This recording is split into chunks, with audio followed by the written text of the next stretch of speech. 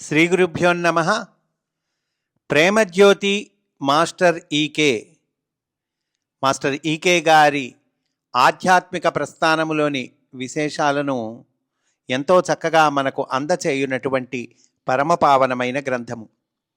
అటువంటి గ్రంథమును మనము అధ్యయనము చేస్తూ ఉన్నాము. అందులో భాగంగా ఈరోజు ముందు మాటను పూర్తి చేసుకొని గ్రంథము లోపలికి మనము ప్రవేశిస్తూ ఉన్నామండి. మొదటి అధ్యాయము ప్రేమ నీ పేరు ఈకే అని పేరు పెట్టారు ఈ అధ్యాయానికి. ప్రతి అధ్యాయంలో మనకి ముందు కొన్ని సూక్తులు ఇచ్చారండి. ఇది రచయిత యొక్క ప్రత్యేకత. కొన్ని సూక్తులు ఇచ్చి ఆ తర్వాత మనకి ప్రారంభిస్తారు అధ్యాయాన్ని. కనుక ఈ అధ్యాయంలోని సూక్తులు చెప్పుకుందాం. ఇది ఈకే గారు గోదా వైభవం నుండి తీసుకున్నటువంటిది.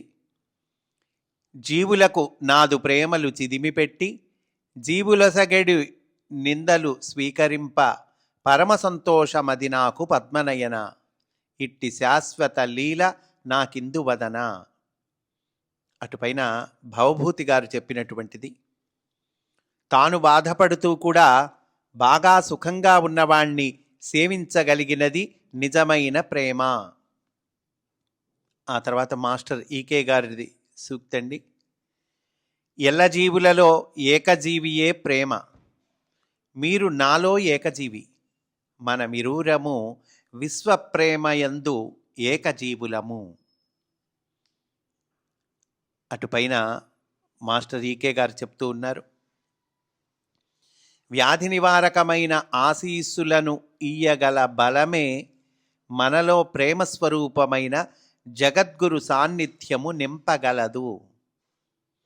నేను అను రూపమున అందరిలో వెలుగుచున్న ఆ పరంజ్యోతియే ప్రేమ అనబడును. దాని కిరణములనే బాధితులకు బాధా నివారణము కలుగును. అటుపైన మాస్టర్ కుతుహూమి గారు మాస్టర్ ఈకే గారి గురించి అన్నటువంటి మాటలను మనకు ఇస్తున్నారండి. ఇంతకుముందు మరో సందర్భంలో సూచన చేయబడినట్లు నాకు అత్యంత ప్రియుడు, నాకు మాస్టర్ జీసస్కు వార్తాహరుడు కాబోయే శిష్యుడు అవతరిస్తాడు. ప్రేమించగలిగి ప్రేమతో తాదాత్మ్యం చెంది ఐక్యం కాగలిగిన వారికి మాత్రమే కష్టాలను అనుభవించటం ద్వారా ప్రేమించే హక్కు లభిస్తుంది. ఈ దుఃఖానుభవం సిద్ధింపచేసిన పవిత్రీకరణ వలన అతని ద్వారా కొన్ని శక్తులు వ్యక్తమవుతాయి. దుఃఖభగ్నులైన వారికి అతడు ఆనందాన్ని ప్రసాదిస్తాడు. కనుచూపు కరవైన వారికి కన్నుగా వ్యవహరిస్తాడు. నిరాశ నిస్పృహలలో మునిగిన వారికి ఆశగా వెలుస్తాడు. రోగగ్రస్తులకు విముక్తి ప్రసాదిస్తాడు. వినలేని వారి చేత దివ్యగోళాలలో నినదించే మంద్ర మాధుర్యాన్ని వినిపింపచేస్తాడు. అతని చైతన్యం ప్రేమ చేత దివ్యజ్ఞానం చేత ఆవరింపబడి ఉంటుంది. తాను పొందిన ఆనందాన్ని మిగతా వారు అందుకొనేట్లు చేయగల ప్రజ్ఞా పాఠవాలు అతనికి జన్మతః సిద్ధించాయి అని అంటూ ఉన్నారండి మాస్టర్ కుతుహూమి గారు. అటుపైన శ్రీభాష్యం అప్పలాచార్యుల వారు అన్న మాటలను ఇక్కడ ఇస్తున్నారు. ఇంద్రియాది మనోబుద్ధుల ద్వారా పనిచేసే శరీరాన్ని సేవించాలి. లోపలి వాసుదేవుణ్ణి పూజించాలి. ప్రేమ కలిగితే గాని పూజ చేయలేడు. సేవిస్తే గాని ప్రేమ కలుగదు. ఇట్లా మహనీయులు వారి సూక్తులను మనకిచ్చి ఆ తర్వాత అధ్యాయంలోనికి మనల్ని తీసుకువెళ్తూ ఉన్నారండి. సూది బెజ్జంలో నుంచి ఏనుగును దూర్చవచ్చును గాని స్వర్గంలోకి లోభిని ప్రవేశపెట్టలేము అనేది ప్రేమమూర్తి జీసస్ వాక్కు. దీనిని కొంచెం మార్చి ఇలా చెప్పవచ్చు. సూది బెజ్జంలో నుంచి ఏనుగును దూర్చవచ్చును గాని ప్రేమ లేని వాణ్ణి స్వర్గంలోకి ప్రవేశపెట్టడం సాధ్యం కాదు. స్వర్గద్వారాలు ప్రేమించే వ్యక్తికి మాత్రమే తెరవబడతాయి. నిజానికి మానవుడు హృదయంలో నిర్మించుకున్నదే ప్రేమ స్వర్గం. ఈ సందర్భంలో స్వర్గం అన్న చిన్న కథను ఉటంకించటం సముచితంగా ఉంటుంది. అందరినీ సేవిస్తూ ప్రేమించే ఒక వృద్ధ సాధువుకు భగవంతుడు కనిపించి స్వర్గానికి ఎప్పుడు వస్తావు అని అడిగితే తాను చేయవలసిన కార్యక్రమాలు అంటే సేవా కార్యక్రమాలు ఉన్నాయని, స్వర్గం విషయం తర్వాత ఆలోచిస్తానని చెప్పాడు. చాలా ఏళ్ల తర్వాత సేవ చేసి చేసి అలసిపోయి బాగా వృద్ధుడై స్వర్గానికి వెళ్తే బాగుండును అనుకుంటాడు. స్వామి కనిపిస్తాడు. వెంటనే సాధువు స్వర్గానికి వస్తాను అంటాడు. నీవు ఇప్పుడు ఉన్నది స్వర్గంలోనే. అందరినీ ప్రేమించే నీ హృదయమే స్వర్గం అంటూ భగవంతుడు మాయమైతాడు. అంటే ఏం చెప్తున్నారండి ఇక్కడ? అతను చక్కగా సేవా కార్యక్రమాల్లో ఉన్నాడు, బాగుంది. భగవంతుడు కనిపించి అడిగినప్పుడు స్వర్గానికి ఎప్పుడు వస్తావయ్యా అని అడిగినప్పుడు లేదయ్యా నాకు సేవా కార్యక్రమాలు ఉన్నాయి అని అన్నాడు. సేవ చేసి చేసి అలసిపోయాటండి. అయ్యా స్వర్గానికి వస్తాను అంటాట అప్పుడు భగవంతుడితో. స్వామి ఏమన్నారండి? నువ్వు ఉన్నది స్వర్గంలోనేగా అంటున్నారు స్వామి. ప్రేమే తన హృదయంగా తన సర్వస్వంగా చరించిన మాస్టర్ ఈకే తన జీవితాన్ని ప్రజ్ఞలన్నింటినీ సాటి మానవుల కోసం ధారపోశారు. ఎన్నెన్ని శాస్త్రాలు, ఎన్నెన్ని విద్యలు, ఎన్నెన్ని కళలు, ఎంత సాహిత్యం, ఎంత మానవత, ఎంత ఆధ్యాత్మికత, ఎంత ఆర్ద్రత, ఎంత కరుణామయత్వం. ఆయన ఆత్మకేంద్రం నుంచి ప్రసారమైన ఇవన్నీ ఆయన ప్రేమ యొక్క విభిన్న స్వరూపాలే. ఆయన సహస్ర కిరణ దీధితులను వర్ణించటం అసాధ్యమైన ఆయన ప్రేమ సాన్నిధ్య స్పర్శ అనుభవించటం సాధ్యం. సూర్యుని కిరణాల్లా ఆయన ప్రేమ అందరి మీద తేడాలు లేకుండా ప్రసరించింది. సౌలభ్యం కోసం పుస్తకంలో 8 అధ్యాయాలున్న వాటి అంతఃసూత్రం ఆయనలోని ప్రేమ. నారాయణ కవచాన్ని వ్యాఖ్యానిస్తూ రోగాల్లో ఆపదల్లో ఉన్నవారికి విమోచనం కలిగించటానికి దీన్ని పఠించేటప్పుడు ఆర్తుణ్ణి నారాయణ స్వరూపంగా భావించి లోపలి నారాయణ్ణి నమస్కరించాలని ఆయన చెప్పారు.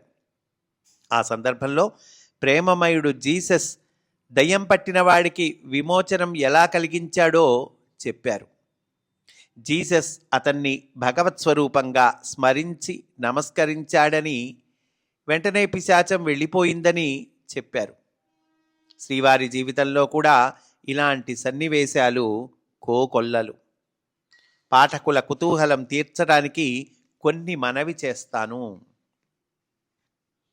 వారి గుంటూరు జీవితంలో ఒక కుటుంబ యజమాని ఆర్తుడై వారిని ఆశ్రయించాడు. ఆయన ఇంటి పరిస్థితి అల్లకల్లోలంగా ఉంది. ఇంట్లో ఉన్న గుడ్డలు పీలికలై వ్రేలాడుతూ ఉండేవి. వంట సామాన్లు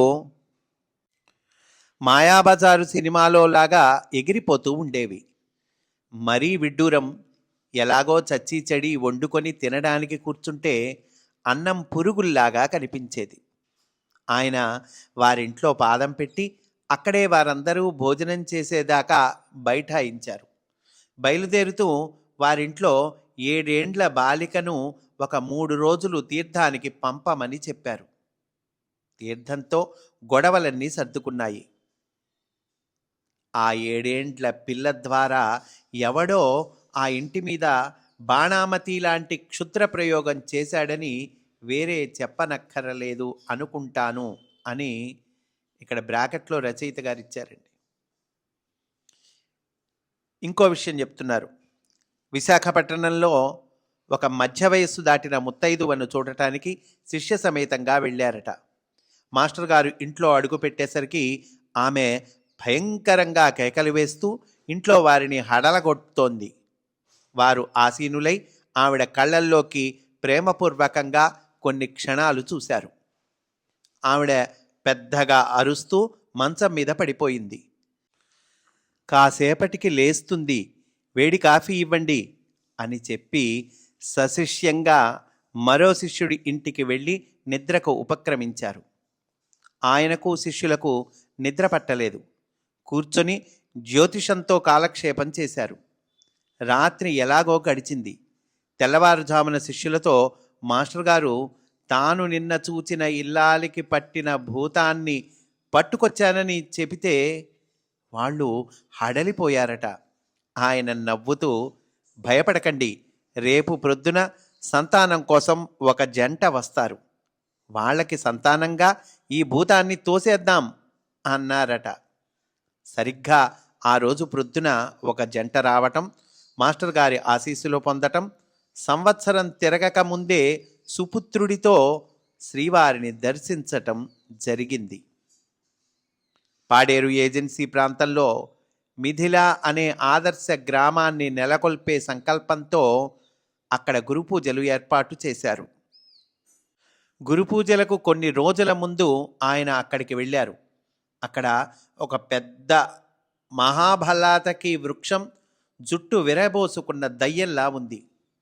దానికి ఎదురుగా ఒక పెద్ద నిట్రాడు కొష్టం నిర్మింపబడి ఉంది. ఆ చెట్టు చుట్టూ ఒక అరుగు ఉంది. ఆయన ఆ అరుగు మీద రాత్రి శయనించారు. అర్ధరాత్రి వేళ ఆ చెట్టుని ఆశ్రయించి ఉన్న భూతాలు అక్కడ గురుపూజలు జరగటానికి వీల్లేదంటూ బెదిరిస్తూ ఆయన్ని చుట్టుముట్టాయి. తొణక్కుండా బెణక్కుండా, పెదవులపై చిరునవ్వు వీడకుండా, విక్రమార్కుడిలా తన పట్టు సడలనీయకుండా వాటితో హోరాహోరీగా శాంత మౌనాలతో పోరాడి లొంగదీసుకోవటమే కాక గురుపూజలయ్యేదాకా ఎవరికి ఏ హాని కలిగించమనే హామీ కూడా తీసుకున్నారు. అంతేకాక తాము ఏ రూపంలో వచ్చినా కొట్టకుండా ప్రసాదం పెడతామనే షరతును ఆనందంగా అంగీకరించారు. అందువలననే ఆ సంవత్సరం శ్రీవారు వచ్చిన ఏ జంతువునైనా తోలవద్దని, కొట్టవద్దని ఆదేశించారు. మాస్టారు ఆ సంవత్సరం చెప్పారటండి, ఏ జంతువైనా వస్తుంది, దానికి ఆహారం పెట్టాలి, అంతేగాని ఏ జంతువును తోలవద్దు, కొట్టవద్దు అని ఆదేశించారటండి ఆ మిథిల గురుపూజలు. ఆ సమయంలో మిథిలా గురుపూజల్లో సభా కార్యక్రమం జరుగుతుండగా ఒక కోయదొర లబోదిబోమని ఏడుస్తూ పరిగెత్తుకొచ్చాడు. అతని భార్య ప్రసవించలేక అవస్థపడుతోందని కన్నీళ్లతో విన్నవించుకున్నాడు. సిరికింజప్పడు శంఖచక్రయుగమున్ చేదోయి సంధింపడు అన్నట్లు మాస్టర్ గారు చెప్పులు కూడా తొడుక్కోకుండా హుటాహుటి బయలుదేరారు. కొందరు శిష్యులు మందుల పెట్టెలతో అనుసరించారు. ముందు కోయదొర, వెనుక మాస్టర్ గారు ఆ కొండల్లో మిట్టల్లో సాగిపోయారు. అనుసరించిన కొందరు శిష్యులు నడవలేక వెనక ముఖం పట్టారు. మాస్టర్ గారు 5 మైళ్ళు నడిచి కోయదొర భార్యకు మందు వేసి కాన్పు అయ్యేదాకా అక్కడే ఉండి తిరిగి వచ్చారు. ప్రొద్దున 9 గంటలకు వెళ్ళిన వారు మధ్యాహ్నం 2 గంటలకు తిరిగి వచ్చారు. ఇలా మాస్టారి ప్రేమతత్వాన్ని మనకు చక్కగా వివరిస్తూ ఉన్నారండి. ఈరోజు ఇక్కడతో పూర్తి చేసుకుందాం. తర్వాత ఎపిసోడ్లో కూడా ఈ అధ్యాయంలోని విశేషాలు చెప్పుకుందాము అని సవినయముగా మనవి చేసుకుంటూ స్వస్తి. వాసుదేవా.